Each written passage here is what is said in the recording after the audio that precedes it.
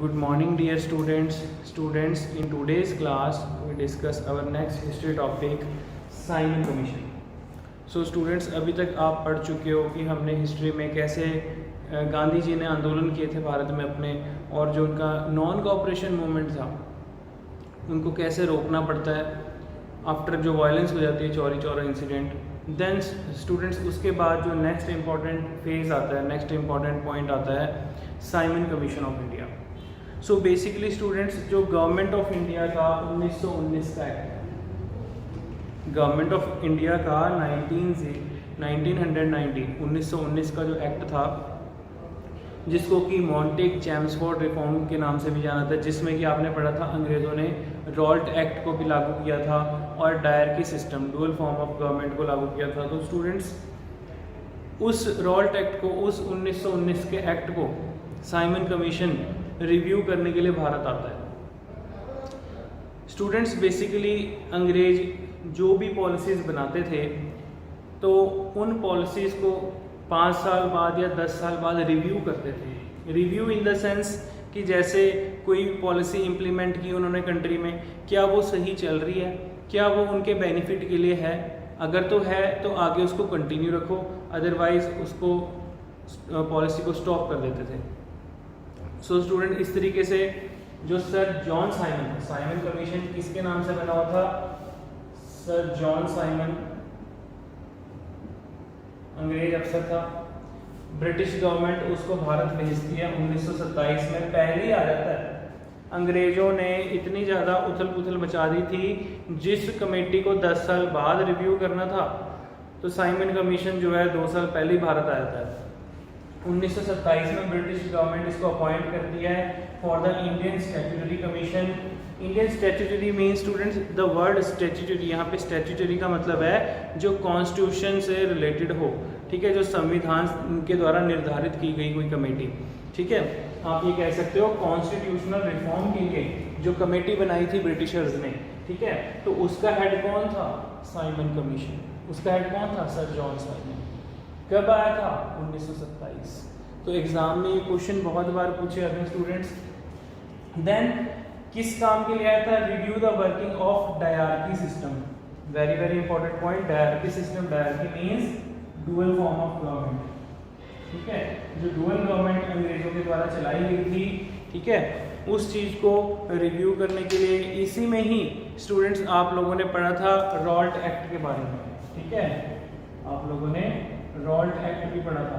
तो Raoult act को examine करने के लिए क्या उसमें कुछ चेंजेस की ज़रूरत है? नहीं तो अदरवाइज वो आगे कंटिन्यू अगले 10 साल के लिए फिर से कंटिन्यू रहेगा. तो ऐसे अंग्रेजों की पॉलिसीज होती थी. So it was introduced by Montagu Chelmsford reform in 1919. 1919 में जो मॉन्टेग चैम्सफोर्ड रिफॉर्म्स थे, ठीक है, Montagu was a viceroy and Chelmsford उसका सेक्रेटरी ऑफ स्टेट था स्टूडेंट्स. तो इन्होंने जो उस टाइम पे 1919 में जो एक्ट बनाया था गवर्नमेंट ऑफ इंडिया एक्ट, उसको रिफॉर्म करने के लिए साइमन कमीशन बना था. सो अब सबसे इम्पोर्टेंट पॉइंट है कि इसका विरोध क्यों हुआ था. साइमन गो बैक के नारे क्यों लगे थे? Simon go back. स्टूडेंट्स, जब ये इंडिया पहुंचता है तो बहुत इम्पोर्टेंट इवेंट होता है, जिसमें कि जो लाला लाजपत राय थे, जो कि एक बहुत प्रोमिनेंट लीडर थे इंडियन नेशनल कांग्रेस पार्टी के, वो इस मूवमेंट में लाइक साइमन गो बैक के जो लोगों की भीड़ इकट्ठी होती है पुलिस स्टेशन के बाहर लाहौर में, और वहाँ पर साइमन कमीशन को जब वो रेल से उतर रहा होता है, उतरने से पहले ही लोग जो है काले फ्लैग लेके, काले झंडे लेके खड़े होते हैं कि हम इसका विरोध कर रहे हैं. सबसे बड़ा कारण क्या था students? All the members of this commission were white. मतलब कि इसकी कमेटी के जितने भी मेंबर थे वो सब के सब अंग्रेज थे. अब उस टाइम पे कांग्रेस पार्टी, अब 1927-28 की बात है, तो उस टाइम पे लग रहा है कांग्रेस पार्टी को भी इतने साल हो गए और इनको अभी तक हम पे भरोसा नहीं है. इन्होंने जो अपनी साइमन कमीशन ने कॉन्स्टिट्यूशन रिफॉर्म के लिए जो मेंबर्स की कमीशन बनाया है, ठीक है, उसमें एक भी इंडियन स्टूडेंट्स, उसमें एक सिंगल पर्सन कोई इंडियन को नहीं इन्होंने ऐड ऑन किया, कोई कांग्रेस पार्टी का लीडर नहीं लिया. सो इस तरीके से बहुत बड़े लेवल पे इसका विरोध होता है पूरे इंडिया में। ये शो करता है स्टूडेंट्स रेशियल डिस्क्रिमिनेशन को, नस्ल भेदभाव को। तो इंडियंस को लगा कि भाई ये हमारे देश में रह रहे हैं, हमारे लिए पॉलिसी बना रहे हैं, हमारे लिए हमारे ऊपर कानून बना रहे हैं और अपनी कमेटी में हमको ही नहीं जगह दे रही। Understand.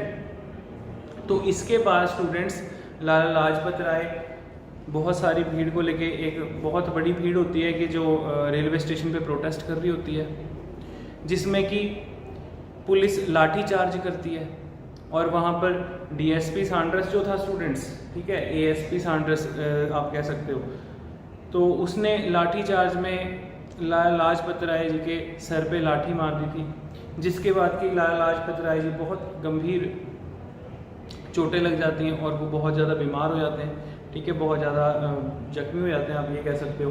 Then students after this incident Lala Lajpat Rai ji की डेथ हो जाती है ड्यू टू इंजरी 17 नवंबर 1929 को। सो इस चीज़ का बदला लेने के लिए भगत सिंह ने एएसपी सांड्रस की हत्या की थी, ठीक है, बिकॉज बहुत प्रोमिनेंट लीडर थे लाला लाजपत राय जी पंजाब के।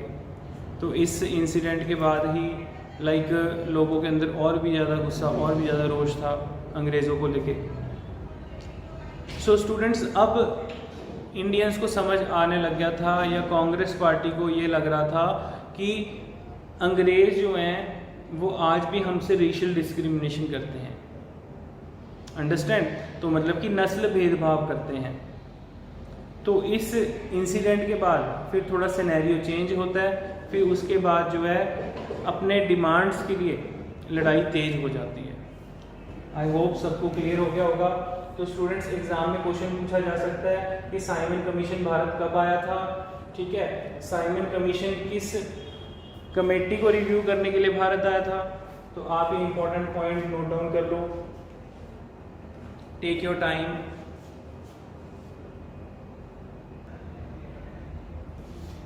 Okay students, so now come to the next point. So students, जब साइमन कमीशन अपनी रिपोर्ट दे चुका था, उसके बाद कांग्रेस पार्टी ने अपने लेवल पे,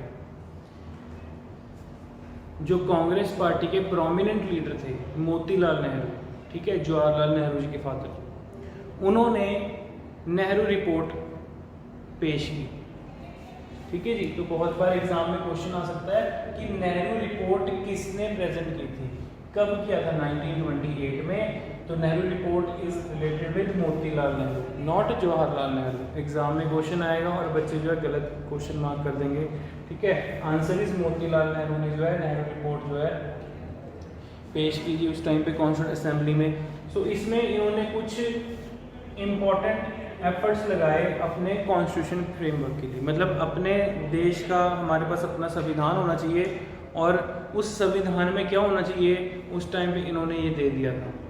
तो बहुत इंपॉर्टेंट पॉइंट है स्टूडेंट्स। पहली बार एक बड़े लेवल पे मेजर इंडियन जो है एफर्ट्स लगा रहे हैं to draft their constitutional framework, मतलब कि अपने संविधान को लेके, अपने कॉन्स्टिट्यूशन रिफॉर्म्स को लेके खुद कांग्रेस पार्टी के प्रोमिनेंट लीडर्स जो हैं इस चीज़ के ऊपर काम कर रहे थे, और जिसमें कि उन्होंने कुछ अपने पॉइंट्स रखे, कुछ उन्होंने अपनी तरफ से रिव्यूज़ दिए कि हमारे कॉन्स्टिट्यूशनल रिफॉर्म में, हमारे संविधान में स्टेट लिस्ट होनी चाहिए। स्टेट लिस्ट मीन स्टूडेंट्स, जो आप अपने कॉन्स्टिट्यूशन में पढ़ते हो, आपका शेड्यूल 7 जो बोलता है, ठीक है, कि आपके अपने कॉन्स्टिट्यूशन में 3 टाइप्स ऑफ लिस्ट हैं, state list, centre list and concurrent list, ठीक है जी। सो स्टेट लिस्ट की बात की, या इसको प्रोविंशियल लिस्ट भी बोल सकते हो। सेंट्रल लिस्ट की बात की, मतलब कि स्टेट लिस्ट में आगे स्टेट के काम, प्रोविंस के काम, जो एक प्रोविंशियल फॉर्म ऑफ गवर्नमेंट चलेगी, और सेंट्रल लिस्ट में आ जाएंगे सेंटर के काम, जो सेंट्रल फॉर्म ऑफ गवर्नमेंट अब जिसको चलाएगी। और बहुत ज़्यादा इंपॉर्टेंट फंडामेंटल राइट्स की बात की गई। स्टूडेंट्स, उस टाइम पे मोतीलाल नेहरू ने पहले ही सजेस्ट कर दिया था कि लोगों के पास अपने कुछ बेसिक राइट्स होने चाहिए, जो कि हमारे आज की डेट में फंडामेंटल राइट्स हैं, ठीक है, हमने यूएसए से लिए हुए हैं, ठीक है। जो सेम यूएसए के पास जो फंडामेंटल राइट्स हैं उनके कॉन्स्टिट्यूशन में, वही हमारी कंट्री के भी फंडामेंटल राइट्स हैं। Equal right for women and freedom to form of union, तो ऐसे कुछ राइट्स की बात की गई, ठीक है। Equal pay for equal work जो आप लोग पढ़ते हो directive principle of state policies में, ठीक है जी, आपकी पॉलिटी का पार्ट है। तो उस टाइम पे नेहरू रिपोर्ट में मोतीलाल नेहरू जी ने इस चीज़ की बात की थी कि इक्वल राइट फॉर वुमेन, जितना कि राइट टू मैन है उतना ही राइट टू वुमेन्स भी होना चाहिए, ठीक है। औरतों को भी काम करने का राइट होना चाहिए, अधिकार होना चाहिए। Freedom to form of union, मतलब कि लोगों को आज़ादी होनी चाहिए, वो किसी भी form of union in the sense like कोई भी अपनी पॉलिटिकल पार्टी या कोई भी अपनी एसोसिएशन ऐसे हम बना सकें, understand. So this is very important point. And demand for adult suffrage. Students, what is the meaning of adult suffrage? Suffrage means right to vote. Suffrage का मतलब क्या होता है? Right to vote. So उस टाइम पे मोतीलाल नेहरू जी ने जो अपनी रिपोर्ट दी थी उसको नेहरू रिपोर्ट से जाना जाता था। स्टूडेंट्स, बहुत इंपॉर्टेंट पॉइंट है। आई होप आपको समझ में आ गए होंगे बेसिक पॉइंट्स, ठीक है। आप नोट डाउन कर लो, टेक योर टाइम।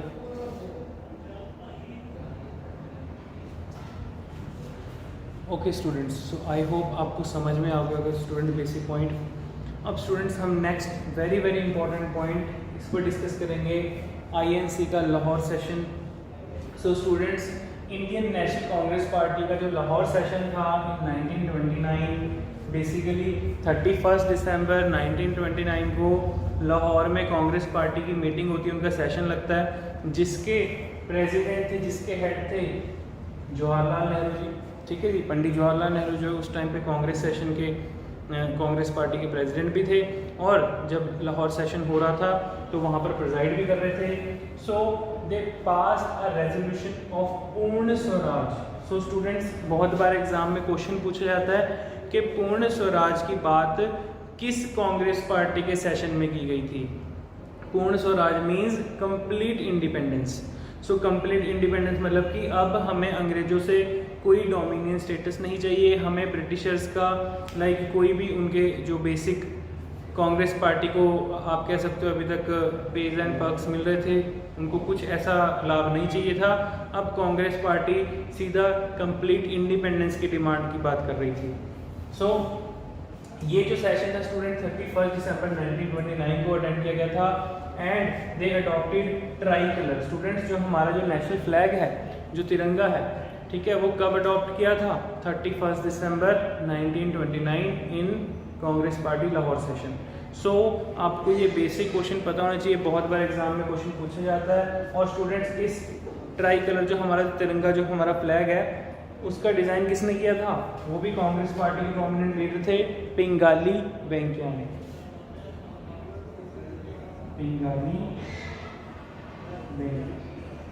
सो आपको स्टूडेंट्स ये बेसिक पॉइंट पता होना चाहिए। पिंगाली वेंकैया जो थे कांग्रेस पार्टी के लीडर थे, और उन्होंने इस तिरंगे का डिज़ाइन बनाया था, ठीक है जी। Next is very important point students, 26 जनवरी 1930। स्टूडेंट्स, 26 जनवरी आपको याद आ रहा होगा, 26 जनवरी को हम रिपब्लिक डे सेलिब्रेट करते हैं। सो स्टूडेंट्स, 26 जनवरी 1930 से 26 जनवरी 1930 से कांग्रेस पार्टी यहाँ पर फिक्स कर देती है कि हम हर साल 26 जनवरी को 1930 से अपना इंडिपेंडेंस डे मनाना सेलिब्रेट कर देंगे। मींस कि कांग्रेस पार्टी ये डिसाइड करती है कि अब हम अंग्रेजों से जो पूर्ण स्वराज है लेके रहेंगे, और हर साल 26 जनवरी को अपना इंडिपेंडेंस डे सेलिब्रेट करेंगे। हम जब भी अंग्रेजों से आज़ादी लेंगे तो कहते जी 26 जनवरी को आज़ादी लेंगे, लेकिन हमें आज़ादी अपने अकॉर्डिंग थोड़ी ना मिली, हमको तो आज़ादी मिली अंग्रेजों के अकॉर्डिंग, ब्रिटिशर्स के अकॉर्डिंग, ठीक है जी। ब्रिटिशर्स ने 15 अगस्त को 1947 को हमें आज़ाद किया था। फिर जब दोबारा हमने अपना कॉन्स्टिट्यूशन बनाया, तो जब दोबारा हमारे पास टाइम आया तो हमने 26 जनवरी 1950 को स्टूडेंट्स एज अपना कॉन्स्टिट्यूशन जो है अडॉप्ट किया। स्टूडेंट्स, कॉन्स्टिट्यूशन को अप्लाई किया अपने कंट्री में, संविधान को लागू किया, तो उस दिन को हम as a republic day celebrate करते हैं। अंडरस्टैंड? आई होप स्टूडेंट्स आपको ये बेसिक चीज़ें पता चल गई होंगी। Note down these basic points. So students, इसी के ही बाद नतीजा होता है कि 1930 को सिविल डिसोबिएडेंट मूवमेंट जो है स्टार्ट हो जाता है गांधी जी का, उसके ऊपर हम डिस्कस करेंगे। आप ये नोट कर लो बेसिक पॉइंट्स।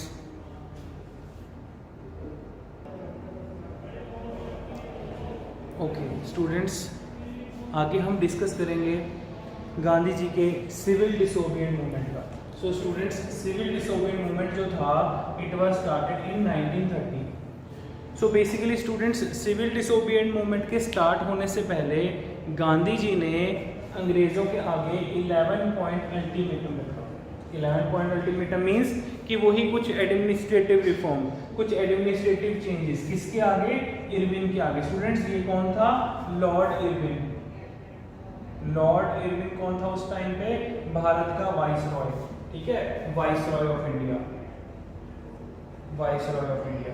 एग्जाम में क्वेश्चन पूछा जाता है स्टूडेंट्स कि जिस टाइम पे भारत में गांधी जी ने सिविल डिसोबिडिएंट मूवमेंट शुरू किया था उस टाइम पे भारत का वाइसरॉय कौन था? Answer is Lord Irwin. तो लॉर्ड इरविन के आगे गांधी जी जो हैं 11 पॉइंट अल्टीमेटम रखते हैं, जिसमें कि उन्होंने एडमिनिस्ट्रेटिव रिफॉर्म की बात की थी, जिसमें बेसिक बातें लिखी थी कि हमारे ऊपर जो फिजूल के टैक्स हैं वो क्यों लगाए गए हैं, ठीक है, और जो हमारे जो ऐसे पॉलिटिशियन, हमारे लीडर्स जो हैं जिनका कोई क्राइम ही नहीं है, जिनके ऊपर कोई आपको कोई एविडेंस ही नहीं मिलता कि उन्होंने कोई क्राइम किया, फिर भी उनको जेल में क्यों डाला हुआ है। तो ऐसे करके गांधी जी ने जो अंग्रेजों की जो लीकर शॉप्स हैं विलेजेस में या गांव में वो क्यों चलाई जा रही हैं, ठीक है, वो शहर से बाहर क्यों नहीं है, ठीक है। तो ऐसे कुछ 11 पॉइंट अल्टीमेटम गांधी जी देते हैं, जिसको कि लॉर्ड इरविन उस टाइम पे एक्सेप्ट नहीं करता और गांधी जी अपना सिविल डिसोबिडिएंट मूवमेंट शुरू करते हैं, ठीक है जी। इंपॉर्टेंट पॉइंट है कि सिविल डिसोबिडिएंट मूवमेंट कब शुरू हुआ था? 1930 में, और जिस टाइम पे सिविल डिसोबिडिएंट मूवमेंट हो रहा था उस टाइम पे भारत का वाइसरॉय कौन था? Lord Irwin. Clear? So students, civil disobedient movement जो हुआ था it was started by Gandhi ji on 12 March 1930 1930 में। सो 12 मार्च 1930 में जो है गांधी जी ने सिविल डिसोबिडिएंट मूवमेंट शुरू किया था। कहाँ से शुरू किया था स्टूडेंट्स? दांडी मार्च कहा जाता है इसको। इसे गांधी जी ने साबरमती आश्रम से शुरू किया था, जहाँ गुजरात में गांधी जी साबरमती आश्रम में रहते थे, वहाँ से साबरमती आश्रम से जो है शुरू करते हैं पैदल चल के, ठीक है। तो ये जो उनका जो मार्च था ये पैदल मार्च था, तो मतलब कि गांधी जी पैदल चलते जा रहे थे और अपने साथ लोगों को, मास को, भीड़ को अपने साथ इकट्ठा किए जा रहे थे। सो स्टूडेंट्स, बहुत इंपॉर्टेंट पॉइंट है, Gandhi ji walk nearly 375 kilometres from Sabarmati Ashram to Dandi. तो गुजरात के कोस्टल लाइन पर चलते चलते ये जो स्टूडेंट्स एग्जाम में क्वेश्चन पूछा जाता है कि दांडी मार्च को एक और नाम से जाना जाता है सॉल्ट सत्याग्रह, ठीक है जी, क्योंकि इन्होंने सॉल्ट लॉ के खिलाफ, ठीक है, जो सॉल्ट लॉ था अंग्रेजों का उसके खिलाफ आंदोलन किया था, सत्याग्रह किया था स्टूडेंट्स। तो सॉल्ट सत्याग्रह के खिलाफ गांधी जी जो आंदोलन करते हैं, वेरी इंपॉर्टेंट पॉइंट। तो यहाँ से एग्जाम में क्वेश्चन पूछा जा सकता है कि गांधी जी नियरली कितना, लगभग उन्होंने कितना पैदल मार्च किया था? 375 किलोमीटर। कहाँ से? फ्रॉम साबरमती आश्रम, ठीक है। दांडी मार्च जो था स्टूडेंट्स क्यों किया था? सॉल्ट लॉ के खिलाफ। सो बेसिकली स्टूडेंट्स, अंग्रेजों ने हम पर एक ऐसा कानून बना दिया कि अब हम अपनी मर्जी से कोस्टल रीजन से जो कच्चा नमक होता है, जो सॉल्ट होता है, ठीक है, नमक के बड़े बड़े डले से होते हैं, तो अपनी मर्जी से वो कच्चा नमक नहीं ले सकते। हमको ब्रिटिशर्स से जो प्यूरिफाई नमक होता है, जो पैकेट्स में आता है, वही परचेज करना पड़ेगा, वही खरीदना पड़ेगा और उस पर बहुत हाई अमाउंट ऑफ टैक्स पे करनी पड़ेगी। सो होता क्या है, गांधी जी इस चीज़ का कड़ा विरोध करते हैं। गांधी जी कहते हैं कि ये हर एक चीज़ पर हम पे कानून नियम लगाए जा रहे हैं, हर एक चीज़ के हम पे टैक्स लगाए जा रहे हैं, ठीक है जी। एक दिन हो सकता है कि हवा पे भी टैक्स लगा दें, ठीक है, आपको ऑक्सीजन लेनी है उस पर भी टैक्स दो। तो गांधी जी इस चीज़ के सख्त खिलाफ थे। कहते कि हमारे देश के अंदर जो रिसोर्सेज हैं वो हम ही नहीं यूज़ कर पा रहे और हम ही लोगों को, इंडियंस को, जो यहाँ के नेटिव्स हैं, उनको इस चीज़, हर एक चीज़ के लिए टैक्स पे करना पड़ रहा है, ठीक है। तो इस चीज़ के खिलाफ गांधी जी की लड़ाई थी। देन गांधी जी अपना सिविल डिसोबिडिएंट मूवमेंट बहुत बड़े लेवल पे चलाते हैं स्टूडेंट्स। इंपॉर्टेंट पॉइंट है, इवन गांधी जी को ऑल ओवर इंडिया से सपोर्ट मिलता है, ठीक है। इंडिया की सारी स्टेट्स से जो है लोग गांधी जी के साथ जुड़ने लग जाते हैं। और देन होता क्या है, इस सिविल डिसोबीडिएंट मूवमेंट के लिए जो वाइसरॉय ऑफ इंडिया था लॉर्ड इरविन, फिर उसको गांधी जी से बात करनी ही पड़ती है। अंडरस्टैंड? आई होप आपको समझ में आ गए होंगे स्टूडेंट्स इंपॉर्टेंट पॉइंट्स। आप ये देखो, टेक योर टाइम, किसी को डाउट लग रहा है देखो।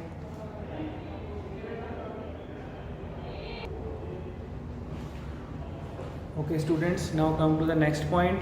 सो सिविल डिसोबीडिएंट मूवमेंट के बाद गांधी इरविन पैक्ट होता है students. Gandhi Irwin pact means समझौता।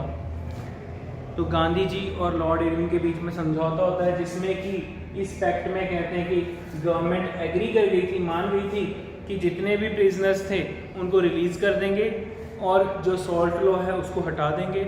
इंपॉर्टेंट पॉइंट है।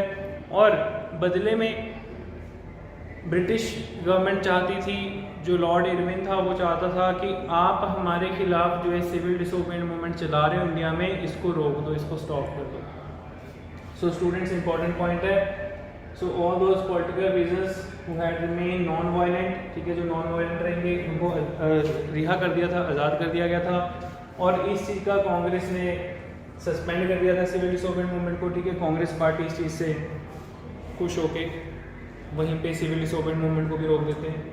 देन उसके बाद इंपॉर्टेंट पॉइंट है स्टूडेंट्स, कराची सेशन ऑफ 1931, 1931 में कांग्रेस पार्टी का कराची सेशन हुआ था, जिसमें कि रेजोल्यूशन पास किया गया था on fundamental rights and national economy programme with the efforts of Pandit Jawaharlal Nehru and Subhash Chandra Bose.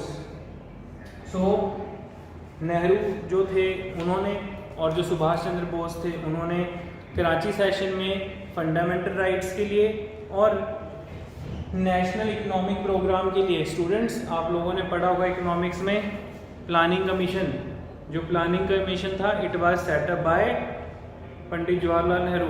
सो ये चीज़ों के बारे में उन्होंने पहले ही डिसाइड कर लिया था, सोच लिया था कि हम अपने कॉन्स्टिट्यूशनल रिफॉर्म्स कैसे करेंगे, अपने देश को कैसे चलाने के लिए, लाइक लोगों को सिटीजन्स के लिए फंडामेंटल राइट्स बनाएंगे और कंट्री की डेवलपमेंट के लिए जो इकोनॉमिक प्रोग्राम्स बनाएंगे। सो उसके भी हाथ में नेशनल इकोनॉमिक प्रोग्राम्स का रेजोल्यूशन पास किया था। अंडरस्टैंड? आई होप स्टूडेंट्स आपको ये बेसिक पॉइंट क्लियर हो गए होंगे। तो स्टूडेंट्स आज के सेशन में हमने समझा कि कैसे आफ्टर सिविल डिसोबीडिएंट मूवमेंट जो इंसिडेंट हुए थे, लाइक साइमन कमीशन भारत में आता है और साइमन कमीशन के विरोध में कैसे साइमन गो बैक के नारे लगते हैं और जो लाला लाजपत राय थे वो कैसे जख्मी हो जाते हैं उस केस में और फिर जाके उनकी डेथ हो जाती है। देन आफ्टर दैट स्टूडेंट्स इस पॉलिटिकल सिस्टम का सिनेरियो चेंज हुआ था और महात्मा गांधी जी ने बड़े लेवल पे सिविल डिसोबीडिएंट मूवमेंट किया, इस डांडी मार्च किया इस सॉल्ट सत्याग्रह के खिलाफ, और उस चीज़ को कैसे कांग्रेस पार्टी सपोर्ट करती है गांधी जी को और अपने लेवल पे जो है ब्रिटिशर्स का बाइकआउट करती है। सो स्टूडेंट्स कुछ कांग्रेस पार्टी की हम राउंड टेबल कॉन्फ्रेंसेस के बारे में भी डिस्कस करेंगे। एग्ज़ाम में एक या दो क्वेश्चन कभी कभी पूछ लिए जाते हैं, एक आधा क्वेश्चन आ जाता है कि जो राउंड टेबल कॉन्फ्रेंस मीटिंग्स थी किसमें कांग्रेस पार्टी ने पार्टिसिपेट किया, किसमें महात्मा गांधी जी ने पार्टिसिपेट किया था, जो BR अम्बेडकर जी थे उन्होंने पार्टिसिपेट किया था। तो ऐसे बेसिक क्वेश्चंस भी कई बार एग्ज़ाम में पूछे जाते हैं। तो आज हमने कई सारे क्वेश्चंस डिस्कस किए जो एग्ज़ाम पॉइंट ऑफ व्यू से इम्पॉर्टेंट थे। अपने नेक्स्ट सेशन में स्टूडेंट्स हम कांग्रेस पार्टी के जो इम्पोर्टेंट सेशंस थे उनके बारे में डिस्कस करेंगे और जो राउंड टेबल कॉन्फ्रेंस मीटिंग्स थी उनके बारे में डिस्कस करेंगे। आई होप आपको आज का सेशन क्लियर हो गया होगा। ठीक है स्टूडेंट्स, आप अच्छे से दोबारा वीडियो को देखो, रिवाइंड करो, इसके मैं नोट्स आपको ग्रुप में प्रोवाइड करूँगा। ठीक है students, so now we wind our session. Okay, good bye.